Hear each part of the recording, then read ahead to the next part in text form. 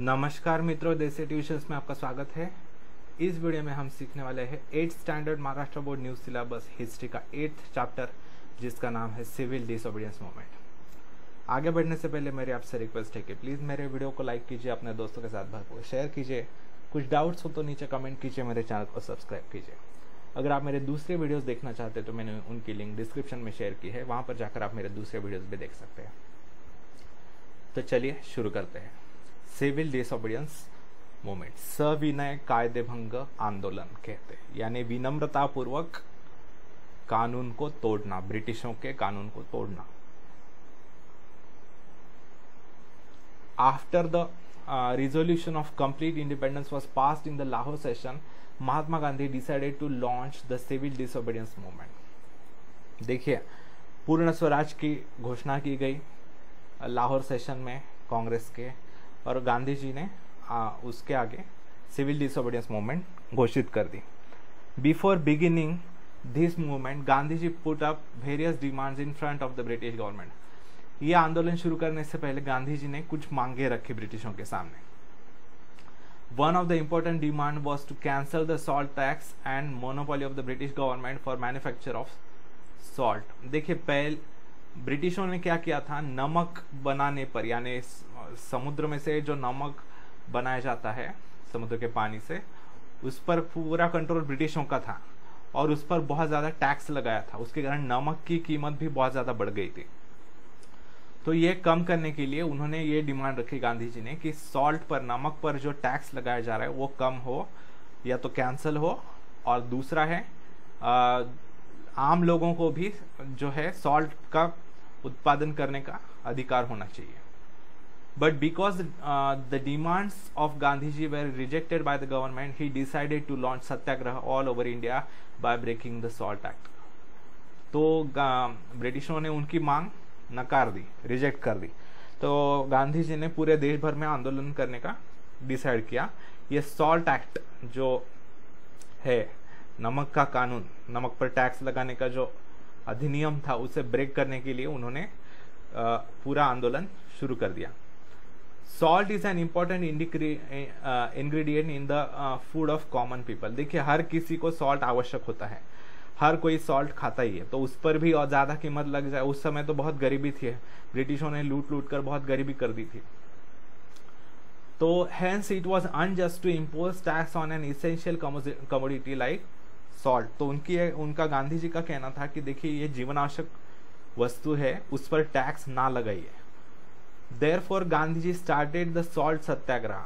तो उन्होंने सॉल्ट सत्याग्रह, नमक का सत्याग्रह शुरू कर दिया। सॉल्ट सत्याग्रह वॉज सिंबॉलिक, ये एक दर्शनीय प्रतीकात्मक था, ये एक प्रतीक था ब्रिटिशों के अत्याचारों का। The extensive objective behind it was to break the oppressive and unjust laws of the British government through peace and satyagraha. उसका पीछे सॉल्ट सत्याग्रह, सॉल्ट तो एक बहाना था, यानी सिंबल था, लेकिन उसके पीछे उद्देश्य था कि ब्रिटिशों के जो अन्यायकारक और दमनकारी जो नियम थे उनको ब्रेक करना सत्याग्रह द्वारा, शांतिपूर्वक। Gandhi ji chose Dandi, a sea shore in Gujarat, to begin the salt satyagraha. Gandhi ji ने ये डिसाइड किया कि साबरमती आश्रम से वो निकलेंगे अहमदाबाद में, और वो दांडी नाम का एक समुद्र किनारे पर एक छोटा गांव था, वहां पर जाकर वो सॉल्ट का सत्याग्रह पूरा करेंगे। On 12th of March 1930, Gandhi ji set out from Sabarmati Ashram with 78 followers for launching the salt सत्याग्रह। 12 मार्च 1930 को गांधी जी साबरमती आश्रम से निकले 78 उनके फॉलोअर्स के साथ, ठीक है, और वो निकल पड़े दांडी की तरफ सॉल्ट सत्याग्रह करने के लिए। A distance of approximately 385 km was covered on foot and Gandhi ji delivered speeches in the villages on the way। ये साबरमती आश्रम से दांडी का जो डिस्टेंस था वो 385 किलोमीटर था नियरली। तो उन्होंने रास्ते में पैदल उतना जर्नी की और रास्ते में गांव-गांव में जाकर भाषण दिए और लोगों में जागृति की ब्रिटिशों के अन्याय के विरोध में। Through the speeches Gandhi ji appeal to the people to be fearless and join the civil disobedience movement। Gandhi ji ने लोगों को यह आह्वान किया भारतीयों को कि आप डरिए मत ब्रिटिशों से, पूरा निडर होकर लड़िए और इस आंदोलन में हिस्सा लीजिए। Due to Gandhiji speeches, message of civil disobedience movement spread everywhere and a favourable atmosphere was created. Gandhi ji के भाषणों के कारण जो है ये आंदोलन जो है पूरा धीरे धीरे फैलता गया और लोग इकट्ठा होने लगे उनके पीछे। On 5th of April 1930 Gandhi ji reach Dandi. 5 अप्रैल 1930 को गांधी जी पहुंच गए दांडी को। On 6th of April Gandhi ji broke the salt act by picking up the salt, laying on the sea shore of Dandi and the civil disobedience movement started all over the country. 6 अप्रैल को दांडी के समुद्र किनारे पर गांधी जी गए और वहां पर समुद्र किनारे पर जो सॉल्ट गिरा हुआ था वो उन्होंने मुट्ठे में लिया और बताया कि आज से आपका टैक्स मैं तोड़ता हूं और मैं, ये प्रतीक था कि मैं खुद सॉल्ट बना रहा हूं, क्योंकि सॉल्ट बनाने का अधिकार उस समय ब्रिटिश गवर्नमेंट के पास था। तो जब उन्होंने सॉल्ट उठा लिया तो एक प्रतीक हो गया कि मैं सॉल्ट बना रहा हूं आपके कानून को तोड़ते हुए। द पेशावर सत्याग्रह। पेशावर जो है अभी पाकिस्तान में है, उस समय यूनाइटेड भारत में था। खैबर पख्तूनख्वा नाम का एक प्रोविंस है, पाकिस्तान का स्टेट है। उस समय उसको नॉर्थ वेस्ट फ्रंटियर प्रोविंस कहा जाता था। नॉर्थ वेस्ट की तरफ है, अफगानिस्तान के बॉर्डर पर। In the North West Frontier Khan Abdul Ghaffar Khan was the most loyal follower of Mahatma Gandhi. Gandhi ji के बहुत अच्छे वो फॉलोअर थे, बहुत निष्ठावान थे गांधी जी के साथ, और वो उन्होंने खान अब्दुल गफ्फार खान ने वहां पर आंदोलन शुरू किया ब्रिटिशों के विरोध में। He was also known as frontier Gandhi. उनको फ्रंटियर गांधी, फ्रंटियर यानी सरहद, वो नॉर्थ वेस्ट फ्रंटियर यानी हमारी नॉर्थ वेस्ट की बॉर्डर थी भारत की, अफगानिस्तान और भारत। उस समय पाकिस्तान तो था नहीं, तो वो फ्रंटियर यानी बॉर्डर, तो उन्हें फ्रंटियर गांधी यानी सरहद गांधी के नाम से जाना जाता था, क्योंकि वो फ्रंटियर के राज्य में रहते थे। He had founded the organisation called Khudai Khidmatgar. उन्होंने एक संस्था स्थापन की जिसका नाम था खुदा-ए खिदमतगार यानी खुदा के सेवक। On 23rd of April 1930 he started satyagraha at Peshawar. उन्होंने 23 अप्रैल 1930 को पेशावर में सत्याग्रह शुरू कर दिया। पेशावर जो है अभी पाकिस्तान में है, उस समय भारत में आता था। The town was in the hands of satyagrahis nearly for a week. पूरा गांव जो है पेशावर काफी बड़ा है, तो वो पूरा गांव सत्याग्रहियों के हाथ में था, कंट्रोल में था फॉर अ वीक, एक हफ्ते के लिए, एक सप्ताह के लिए। The British government gave orders to the Garhwal regiment to carry out open firing on the satyagrahis, but Chandra Singh Thakur an officer of Garhwal regiment refuse to open fire. ब्रिटिशों ने जो गढ़वाल रेजिमेंट थी, British royal British Indian army की, उसे ऑर्डर दिया कि आप इन पर फायरिंग कर दीजिए, गोलियां मारिए, गोलीबारी कर दीजिए। लेकिन जो उस रेजिमेंट के जो प्रमुख थे चंद्र सिंह ठाकुर, वो भारतीय थे, उन्होंने ना कह दिया, हम नहीं गोली मारेंगे उनको, ऐसा उन्होंने कर, क्योंकि वो सत्याग्रही है, उन पर हम गोलियां नहीं बरसाएंगे। He was court martialled and given a severe punishment. तो उसको जो है ब्रिटिश गवर्नमेंट का आदेश ना मानने पर उन अधिकारी को, चंद्र सिंह ठाकुर जी को, उनको कोर्ट मार्शल कर दिया गया, यानी उन पर मिलिट्री कोर्ट में कार्रवाई की गई और उनको बहुत ज्यादा कड़ी सजा दी गई। The British government found itself in a difficult situation due to the satyagraha launched by Mahatma Gandhi. ब्रिटिशों को धीरे धीरे बहुत कठिनाई का सामना करना पड़ा, क्योंकि जो ब्रिटिश यानी रॉयल इंडियन आर्मी जो थी, यानी ब्रिटिश गवर्नमेंट के नीचे जो इंडियन आर्मी थी, उसमें भी धीरे धीरे विद्रोह होने लगा। वो भारतीय लोग भी भारतीय आंदोलन के साथ खड़े होने लगे। On 4th of May 1930 Gandhi ji was arrested. 4 मई 1930 को गांधी जी को अरेस्ट किया गया। Suppressive measures were undertaken all over the country. पूरे देश भर में आंदोलन को कुचलने के लिए बहुत दमनकारी, अत्याचारी कदम उठाए जाने लगे। There was protest all over the country due to the arrest of Mahatma Gandhi. पूरे देश भर में आंदोलन होने लगा गांधी जी को अरेस्ट करने के बाद। Solapur satyagraha. The mill workers were on the forefront in the Solapur satyagraha. जो गिरनी कामगार थे यानी टेक्सटाइल मिल्स कापड़ गिरनी में जो काम करते थे वर्कर्स मजदूर, वो सोलापुर में काफी सामने से लड़ रहे थे, सत्याग्रह कर रहे थे ब्रिटिशों के विरोध में। ऑन 6 May 1930 हड़ताल वॉज ऑब्जर्व इन सोलापुर, उन्होंने हड़ताल कर दी 6 मई 1930 को। A huge procession was organised in Solapur, बहुत बड़ा मोर्चा अरेंज किया गया था सोलापुर में। The district collector gave orders of firing on the procession, तो जो ब्रिटिश कलेक्टर था, डिस्ट्रिक्ट कलेक्टर जिलाधिकारी, उसने आदेश दे दिया कि इन आंदोलकों पर, मोर्चे पर गोलीबारी कर दीजिए। Many volunteers along with Shankar Shivdare died in the firing, बहुत से जो मोर्चा में सहभागी लोग थे उनमें से एक प्रमुख थे शंकर शिवदारे, उनका बलिदान हो गया, यानी वो मृत्यु हो गए उनके गोलीबारी में। As a result people started attacking police station, railway station, courts, municipal buildings etcetera. तो इसके कारण लोग गुस्सा होकर पुलिस स्टेशन पर अटैक करने लगे, रेलवे स्टेशन जो ब्रिटिश गवर्नमेंट की प्रॉपर्टी थी, कोर्ट्स जो ब्रिटिश कोर्ट्स थे, म्यूनिसिपल बिल्डिंग्स जो महानगर पालिका की बिल्डिंग्स थी, जहाँ जो सिंबल थे, जो प्रतिनिधि थे, यानी जो सिंबल्स थे ब्रिटिश गवर्नमेंट के, वहां पर अटैक करने लगे। The government declared martial law and the agitation was suppressed, government ने मार्शल लॉ यानी सेना का शासन घोषित कर दिया और बहुत क्रूरतापूर्वक वो दबा दिया आंदोलन। Those who took lead in this movement such as Mallappa Dhanashetty, Shri Krishna Sarda, Qurban Hussain and Jagannath Shinde were hanged to death। इस आंदोलन में जिन्होंने भी हिस्सा लिया था, जिन सत्याग्रहियों ने, जैसे मल्लप्पा धनशेट्टी, श्री कृष्ण सारदा, कुर्बान हुसैन, उनको फांसी की सजा दी गई। देखिए ये है वो। Dharasana satyagraha, the satyagraha at Dharasana in Gujarat was led by Sarojini Naidu. Sarojini Naidu भी एक काफी प्रभावशाली फ्रीडम फाइटर थी, स्वतंत्र सेनानी, तो उन्होंने वहां पर आंदोलन किया। The police lathi charge on the satyagrahis who came forward to break the salt act. जो भी आंदोलनकारी सत्याग्रही सामने आते थे आंदोलन करने के लिए, उन पर पुलिस लाठी मार करती थी।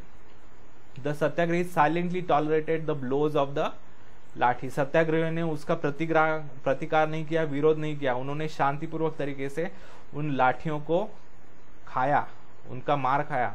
और बाद में जब वो पूरी तरीके से जख्मी हो जाते थे, तब दूसरा ग्रुप सत्याग्रहियों का सामने आता था। When they were taken away for medical aid, another batch of Satyagrahi came forward to replace them। जब वो बहुत जख्मी हो जाते थे तो दूसरे सत्याग्रहियों का ग्रुप सामने आता था और वो लाठियां खाता था ब्रिटिशों की। This continued endlessly, तो ये चलता ही रहा। ब्रिटिश थक जाने लगे लाठी मार कर करके, लेकिन हमारे सत्याग्रही नहीं थकते थे। In Maharashtra salt satyagraha took place at Wadala, Malvan and Shiroda. Maharashtra में वडाळा, मालवण और शिरोदा में भी सत्याग्रह होने लगा। Where there were no salt pans the forest laws were broken.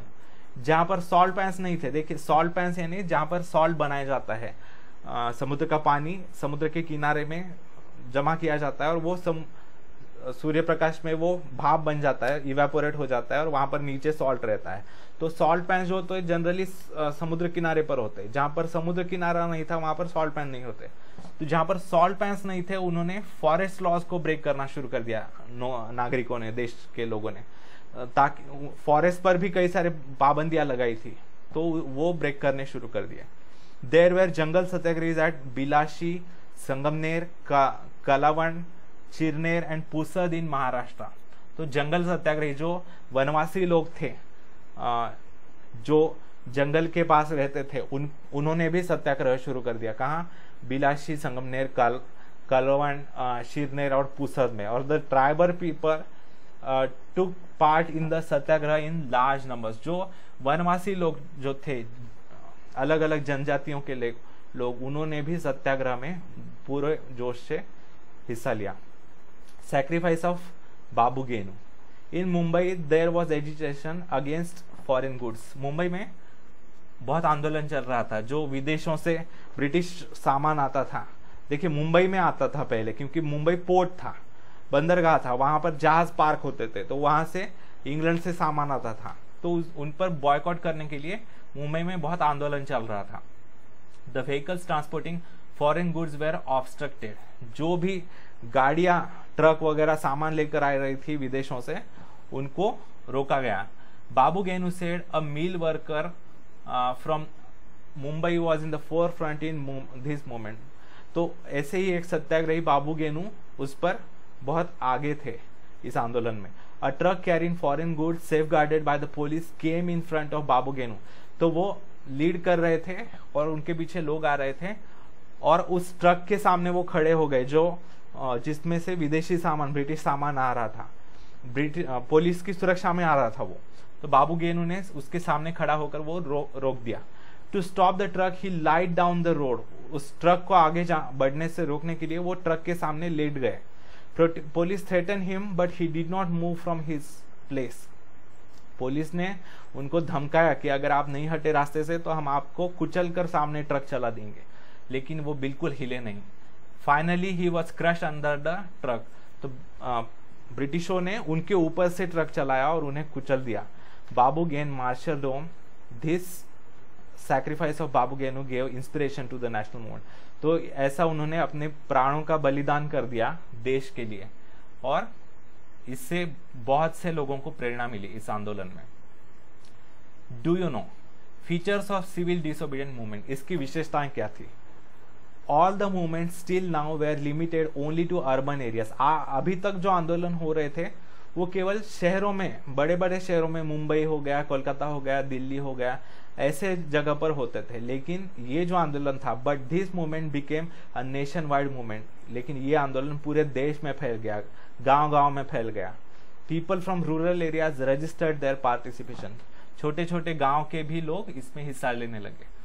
Women also took part in large numbers, Kasturba Gandhi, Kamala Devi Chattopadhyay, Avantikabai Gokhale, Lilavati Munshi, Hansaben Mehta led the satyagraha, महिलाओं ने भी इसमें बहुत बढ़ चढ़कर हिस्सा लिया। कस्तूरबा गांधी जो गांधी जी की पत्नी थी, फिर कमला देवी चट्टोपाध्याय, अवंतिकाबाई गोखले, लीलावती मुंशी, हंसाबेन मेहता, इन्होंने सत्याग्रह में बहुत कंट्रीब्यूट किया, लीडिंग की।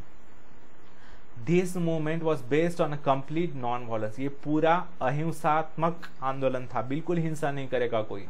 The British government was trying to greatly suppress the movement, but the people protested unarmed. ब्रिटिशों ने बहुत क्रूरतापूर्वक, क्रूएली उसको सप्रेस करने, कुचलने का प्रयास किया, लेकिन लोग निहत्थे थे, लड़ते गए, बिल्कुल उन हिंसा किए बिना सहते गए उनका अत्याचार। Due to this the Indian people became fearless, इसके कारण भारतीयों में सहनशीलता बहुत बढ़ गई, सहन करने की हिम्मत बढ़ गई और वो आगे बढ़ने लगे। Round table conference, in the opinion of British prime minister Ramsay MacDonald, while the civil disobedience movement was going on, the constitutional issues regarding India should be thought over. जिस समय ये चल रहा था आंदोलन सिविल डिसोबीडियंस का, उस समय के ब्रिटिश प्राइम मिनिस्टर जो थे, प्राइम मिनिस्टर रैमसे मैकडोनाल्ड, उनको ये विचार था कि कुछ भारत में कुछ कॉन्स्टिट्यूशन से रिगार्डिंग समस्याएं हैं, उसको सोचना चाहिए, उसको सॉल्व करने के लिए। For this purpose he organise conference at London, तो उसके लिए उन्होंने परिषद मीटिंग ऑर्गेनाइज की, कुछ भारतीय नेता होंगे उसमें और कुछ ब्रिटिश नेता होंगे, लंदन में ये मीटिंग ऑर्गेनाइज की गई। This conference is known as round table conference, उसका नाम था round table conference. In the period between 1932 3 round table conferences were organise. इन 2 वर्षों में 3 राउंड टेबल कॉन्फ्रेंसेस, 3 बार मीटिंग करवाई गई। अभी देखते हैं एक एक मीटिंग में क्या हुआ। फर्स्ट राउंड टेबल कॉन्फ्रेंस, पहली round table conference, Ramsay MacDonald was the chairman of the round table conference. पहले राउंड टेबल कॉन्फ्रेंस के चेयरमैन यानी अध्यक्ष कौन थे? उस समय के British prime minister Ramsay MacDonald. Representatives of England and India participated in the conference. उसमें इंग्लैंड के कुछ रिप्रेजेंटेटिव्स, कुछ प्रतिनिधि, उनके कुछ लोग ब्रिटिशों के और कुछ इंडिया के लोग उसमें हिस्सा लिया उन्होंने। These included doctor Baba Saheb Ambedkar, sir Tej Bahadur Sapru, barrister Jinnah etcetera. इसमें कौन था? भारतीय कौन थे? बाबा साहेब आम्बेडकर जी थे, बहुत इंटेलिजेंट, और तेज बहादुर सप्रू और बैरिस्टर जीना, जो आगे चढ़कर जिन्होंने पाकिस्तान की मांग की और जो फादर ऑफ पाकिस्तान कहा जाता है उनको, उन्होंने देश को तोड़ने की बात की। In the conference there were discussions on various topics such as responsible government at central level, establishment of federal state in India etcetera. इस परिषद में, इस मीटिंग में क्या चर्चा की गई? अलग अलग विषयों पर चर्चा की गई, जैसे भारत में एक अच्छा गवर्नमेंट होगा जो लोगों के हित के बारे में सोचेगा, ना कि भारतीयों पर अत्याचार करने वाला गवर्नमेंट होगा, भारतीयों के प्रति जवाबदेह, यानी भारतीय लोगों की मांगे पूरी करने वाला, भारतीय लोगों की बातें सुनने वाला गवर्नमेंट होना चाहिए, ऐसी मांग की गई। और एक फेडरल स्टेट होना चाहिए भारत में, यानी संघ राज्य, यानी अलग अलग स्टेट्स होने चाहिए और एक सेंट्रल गवर्नमेंट होना चाहिए, ऐसा। Representatives of different political parties in India and rulers of princely states participated in the conference. अलग अलग पॉलिटिकल पार्टीज के प्रतिनिधि, रिप्रेजेंटेटिव्स और प्रिंसली स्टेट्स उस समय जो थे संस्थान थे, कुछ छोटे छोटे इलाकों पर, जैसे सातारा हो गया, जूनागढ़ हो गया, हैदराबाद हो गया, वहां पर प्रिंसेस का राज, यानी राजाओं का राज था। तो वो भी राजा महाराजा भी उसमें आ गए थे, हिस्सा लिया था। However the Indian national Congress did not participate in it, लेकिन इंडियन नेशनल कांग्रेस ने इसमें हिस्सा नहीं लिया था। The Indian national Congress was a body that represented the country. उस समय कांग्रेस जो था तो वो पूरे देश भर का पार्टी थी, यानी उसमें पूरे देश भर में से काफी लोग उसमें रिप्रेजेंट करते थे। Without its participation the deliberations in the round table conference were indeed meaningless. तो कांग्रेस का ना होना तो यानी कोई मतलब ही नहीं था उस मीटिंग का करना, क्योंकि उस समय की कांग्रेस जो थी वो पूरे देश को रिप्रेजेंट कर रही थी, Indian national Congress. Gandhi Irwin pact, बाद में गांधी और इरविन जो थे उनके बीच में कुछ एग्रीमेंट हुआ। The British prime minister express his hope of participation of Indian national Congress in the second round table conference. दूसरे राउंड टेबल कॉन्फ्रेंस, दूसरी मीटिंग के दौरान ब्रिटिश प्राइम मिनिस्टर ने ये आशा जताई कि शायद इंडियन नेशनल कांग्रेस इसमें हिस्सा ले इस बार। In view of the appeal made by the prime minister, the viceroy release Mahatma Gandhi and other leaders from the prison. तो ये देखकर वायसरॉय जो थे, ब्रिटिश वायसरॉय यानी हमारे भारत पर राज करने वाले ब्रिटिशों के सबसे सर्वोच्च पद के व्यक्ति वायसरॉय, जैसे हमारे आज राष्ट्रपति होते हैं तो उस समय ब्रिटिशों के वायसरॉय होते, उन्होंने राउंड टेबल कॉन्फ्रेंस में बुलाने के लिए कुछ पॉलिटिकल लीडर्स को, कुछ स्वतंत्र सैनिकों को कैद से आजाद किया, जैसे गांधी और कुछ लीडर्स को कैद से निकाला। Thus a conducive atmosphere was created for the Congress to discuss the issues freely. तो कांग्रेस के कुछ लीडर्स को छोड़ा गया जेल से, इसके कारण कांग्रेस भी तैयार हो गई हिस्सा लेने के लिए चर्चा में। A pact was signed between Mahatma Gandhi and Viceroy Irwin, which is known as the Gandhi-Irwin Pact. तो वायसरॉय इरविन और गांधी जी के बीच में एक एग्रीमेंट साइन किया गया जिसको गांधी इरविन पैक्ट कहा जाता है। तो इस पैक्ट के अनुसार, पैक्ट यानी एग्रीमेंट, इस एग्रीमेंट के अनुसार ये डिसाइड किया गया कि जो भारतीय कुछ कैदी है जो ब्रिटिशों के जेल में है, जो भारत के स्वतंत्रता के लिए लड़ रहे थे, उनको स्वतंत्र किया जाएगा। According to this pact, the British government assured that the system of responsible government would be added in the proposed constitution of India. तो जो आगे बनने वाली कॉन्स्टिट्यूशन है उसमें हम भारतीयों को रिप्रेजेंटेशन देंगे, भारतीय प्रतिनिधि भी होंगे और भारतीयों का भला करने वाला गवर्नमेंट बनाएंगे हम, ऐसा उन्होंने आश्वासन दिया। और consequently Indian National Congress withdrew the civil disobedience movement and agreed to attend the round table conference. तो इसके कारण जो है कांग्रेस जो है उसने ये सिविल डिसोबीडियंस मूवमेंट टेम्पररीली बंद कर दिया और राउंड टेबल कॉन्फ्रेंस में अटेंड करने के लिए वो राजी हो गए। तो इस गांधी इरविन पैक्ट में कई सारे स्वतंत्र सेनानी को आजाद किया गया कांग्रेस के। तो गांधी जी ने बहुत से कांग्रेस के स्वतंत्र सेनानियों को आजाद किया, लेकिन गांधी जी भगत सिंह जो थे उनको नहीं आजाद कर पाए, तो उनको बाद में फांसी की सजा दी गई।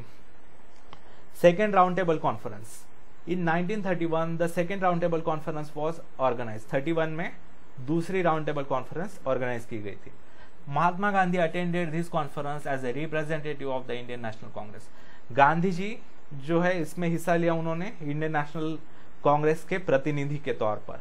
Along with the Indian national Congress representatives of various castes and communities, political parties as well as princely states were invited। देखिए धीरे धीरे ब्रिटिशों ने अपनी चाल चलाना शुरू कर दिया था। उन्होंने केवल कांग्रेस को ही नहीं बुलाया, केवल प्रिंसली स्टेट्स को ही नहीं बुलाया, बल्कि जाति जातियों में डिवाइड करना शुरू कर दिया। उन्होंने अलग अलग जाति के लोगों को बुलाना शुरू कर दिया, अलग अलग मजहब के लोगों को शुरू कर दिया बुलाना, ताकि वो लोग ज्यादा डिवाइड किया जा सके भारतीयों को। Divide and rule. The government put for the issue of minorities in the round table conference. तो जो ब्रिटिश गवर्नमेंट था उसने एक नया ही कार्ड खेला, माइनॉरिटीज का इशू। यानी जो मुस्लिम्स थे उनको, उनके लिए कुछ अलग सा प्रावधान होना चाहिए, उनको कोई अलग सा देश चाहिए या कुछ राज्य चाहिए, इसलिए उन्होंने ये शुरू कर दिया। तो इससे क्या होने लगा, भारतीय समाज, भारत जो है वो डिवाइड होने लगा। हिंदू और मुस्लिम डिवाइड होने लगे और जाति जातियों में भी डिविजन्स होने लगे। There were differences regarding this issue and also regarding the nature of the prospective federal constitution. तो कांग्रेस के बीच में और मुस्लिम लीग जिसके अध्यक्ष जीना थे, उनके बीच में इसके ऊपर मतभेद होने लगे। जीना कहने लगे हमारे लिए अलग राज्य चाहिए, हमारे लिए अलग सेपरेट इलेक्टोरेट्स चाहिए, हमारे लिए अलग ये चाहिए, लेकिन कांग्रेस ये नहीं मान रही थी। उनका ये कहना था कि देश की एकता के लिए हम सबको मिलजुल कर रहना चाहिए। तो ऐसा कहा जाता है कि जीना भी एक ब्रिटिश एजेंट ही थे, ब्रिटिशों ने ही उनको काम पर रखा था ताकि पाकिस्तान की निमित्ती की जा सके। Gandhi ji was unsuccessful. Finally, Gandhi ji became disappointed and returned back to India. तो ये कुछ चर्चा सफल नहीं हुई क्योंकि बहुत मतभेद होने लगा। जो लोग भारतीय लोग यहाँ से गए थे उनके बीच ही झगड़ा होने लगा कि हमें ये चाहिए, हमें वो चाहिए। ऐसा होकर वो कुछ सक्सेसफुल नहीं हो, जिसमें यानी ब्रिटिश सक्सेसफुल थे हमें डिवाइड करने के लिए जाति जातियों में या फिर मजहब में, अलग अलग धर्म में। इसके कारण गांधी जी डिसअपॉइंटेड वापस आ गए, निराश होकर वापस आ गए। Poona pact. Doctor Baba Saheb Ambedkar represented the Dalits in the round table conference. दलितों का रिप्रेजेंटेशन जो है बाबा साहेब आम्बेडकर जी ने किया था राउंड टेबल कॉन्फ्रेंस में। He demanded separate electorates for the Dalits. उन्होंने सेपरेट इलेक्टोरेट्स दलितों के लिए मांग की, यानी ये मांग जीना ने भी की थी मुसलमानों के लिए। सेपरेट इलेक्टोरेट्स यानी क्या होता है? सेपरेट इलेक्टोरेट्स यानी भारत में कुछ इलाके ऐसे होंगे जहां से केवल और केवल उस रीजन में केवल दलित लोग ही वोट कर पाएंगे, या जीना की कहना था कि उस रीजन के केवल मुसलमान ही वोट कर पाएंगे। और किसको वोट करेंगे? मुसलमान को ही। यानी वहां से चुनकर आने वाला जो होगा एमपी वो भी मुसलमान होगा, और जो वोटिंग करेंगे यानी सबको वोटिंग राइट नहीं होंगे वहां पर, केवल मुसलमानों को होंगे vote.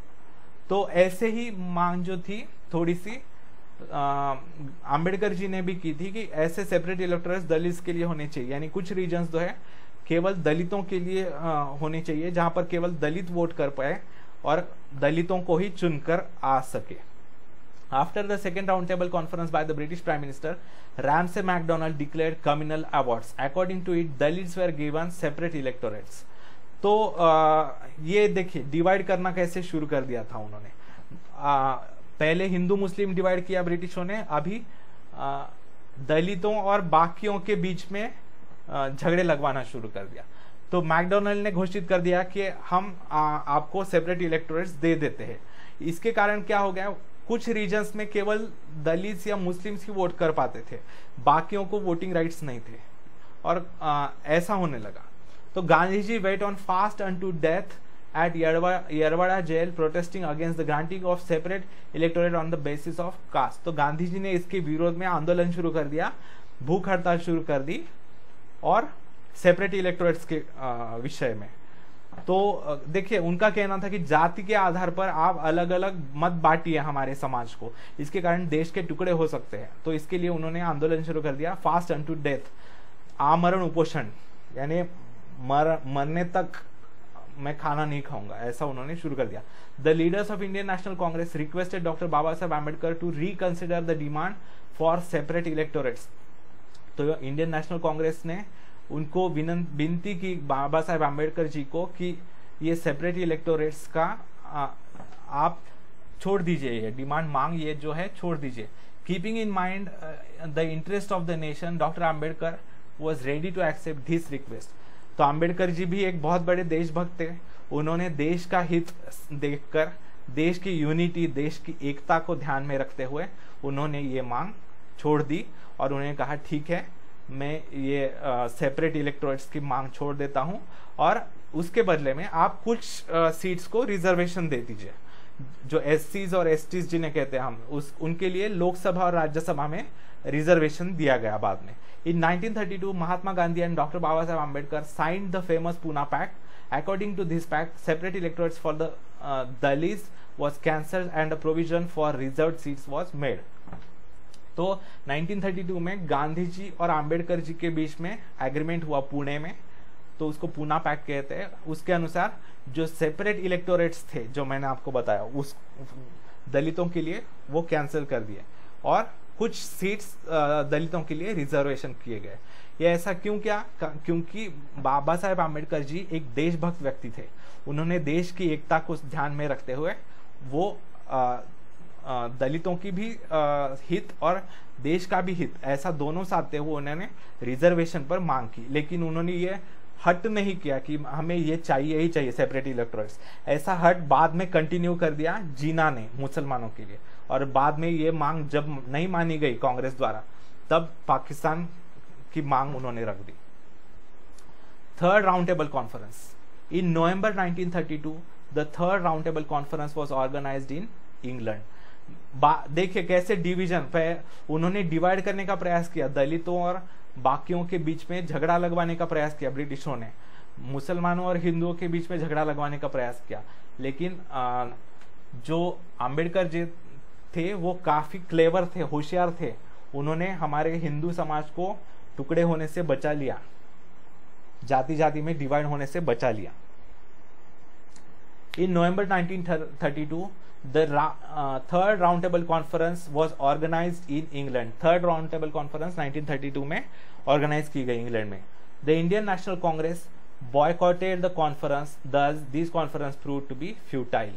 Congress, Indian national Congress ने इस पर बॉयकॉट कर दिया, बहिष्कार कर दिया थर्ड राउंड टेबल कॉन्फ्रेंस पर, क्योंकि ब्रिटिश डिवाइड कर रहे थे, अपनी चालें चल रहे थे, कह तो रहे थे कि हम आपके लिए गवर्नमेंट बनाएंगे, हम आपके लिए कॉन्स्टिट्यूशन बनाएंगे, लेकिन अपनी चालें चल रहे थे वो भारतीयों को टुकड़े टुकड़े करने की, भारतीय समाज को।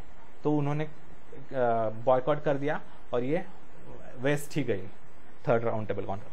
Second phase of civil disobedience movement. Gandhi ji returned to India from the second round table conference with a dejected mind. Gandhi ji ने यह पहचान लिया कि ब्रिटिश हमको टुकड़े करने का उनका दिमाग में है उनके, तो वो निराश होकर आए। He decided to restart the civil disobedience movement.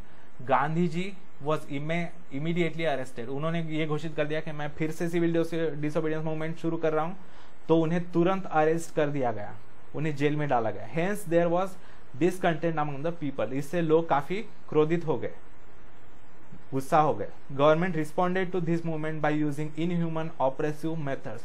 तो ब्रिटिश गवर्नमेंट ने जब भारतीय लोग आंदोलन करने लगे तो उसके ऊपर क्रूरतापूर्वक उन्होंने कुचलना शुरू कर दिया, अत्याचार करना शुरू कर दिया। There was strangling of civic rights everywhere. भारतीय लोगों के अधिकारों का हनन होने लगा। The Indian national Congress and its associated institutions were declared illegal. Indian national Congress को और उससे जुड़े जो बाकी संस्थाएं थी उनको इलीगल, गैर कानूनी घोषित कर दिया गया, उनको पाबंदी लगाई दी गई। उनके जो भी मेंबर्स थे उनको अरेस्ट करना शुरू कर दिया, उनके लीडर्स को भी अरेस्ट करना शुरू कर दिया। Restrictions were levied on national newspaper and literature. धीरे धीरे भारतीयों के न्यूज़पेपर्स और भारतीय लेखकों पर पाबंदी लाई गई ताकि ब्रिटिशों के खिलाफ कोई आवाज ना उठा सके। Finally in April 1934 Gandhi ji withdrew the movement and the historic phase of civil disobedience movement came to an end. बाद में अप्रैल 1934 में गांधी जी ने इस आंदोलन को कैंसिल कर दिया और ये जो सिविल डिसोबीडियंस मूवमेंट था वो समाप्त हो गया। ठीक है, तो यहाँ पर ये चैप्टर समाप्त होता है। इससे हमें ये सीख मिलती है कि हमें यूनाइटेड रहना है। अगर हम डिवाइड हो गए तो हम विदेशियों की गुलामी करते रहेंगे। जो हमने इतिहास में गलतियां किया है वो दोबारा ना कर पाए, इसलिए हम इतिहास सीखते हैं। ऐसी कहावत है कि those who don't learn from there history become history themselves, यानी जो अपने इतिहास से नहीं सीखते वो खुद इतिहास बन जाते हैं, यानी वो हार जाते हैं, इतिहास बन जाते हैं, वो टिके नहीं रहते। ठीक है, तो यहाँ पर ये चैप्टर समाप्त होता है। अगर आपको मेरा वीडियो अच्छा लगे तो प्लीज़ मेरे वीडियो को लाइक कीजिए, अपने दोस्तों के साथ भरपूर शेयर कीजिए। कुछ डाउट्स हो तो नीचे कमेंट कीजिए, मेरे चैनल को सब्सक्राइब कीजिए। धन्यवाद मित्रों, आपका दिन शुभ जाए।